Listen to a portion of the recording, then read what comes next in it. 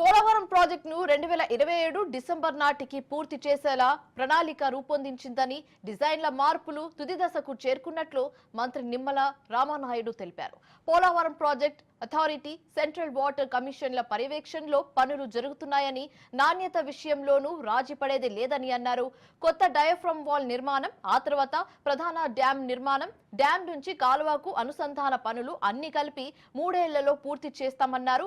ఈ మొత్తం ప్రణాళికను ముఖ్యమంత్రి చంద్రబాబు నాయుడు పర్యటిస్తున్నారంటున్న నిమ్మల రామానాయుడుతో మా ప్రతినిధి క్రాంతి మరికొద్దిసేపట్లోనే పోలవరం ప్రాజెక్టుని సీఎం చంద్రబాబు సందర్శిస్తారు. పోలవరం ప్రాజెక్టులకు సంబంధించిన పురోగతి పనులు ఎంతవరకు వచ్చాయి, రాబోయే రోజుల్లో దీనికి సంబంధించి ఒక దిశానిర్దేశం కూడా అటు కాంట్రాక్టర్స్తో పాటు అధికారులకి, అదేవిధంగా మంత్రులకు కూడా దిశానిర్దేశం చేసే అవకాశం ఉంది. ప్రస్తుతం మనతో పాటు జలవనరుల శాఖ మంత్రి నిమ్మల రామానాయుడు ఉన్నారు.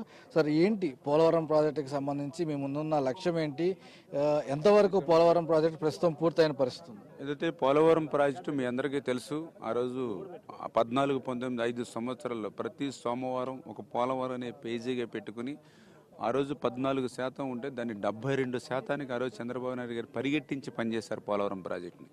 ప్రభుత్వం కనుక కంటిన్యూ అయ్యుండుంటే అది 2020, 2021కి పోలవరం పూర్తయి ఈ గోదావరి జలాలు అటు రాయలసీమ, ఉత్తరాంధ్రకి వెళ్ళుండేవి.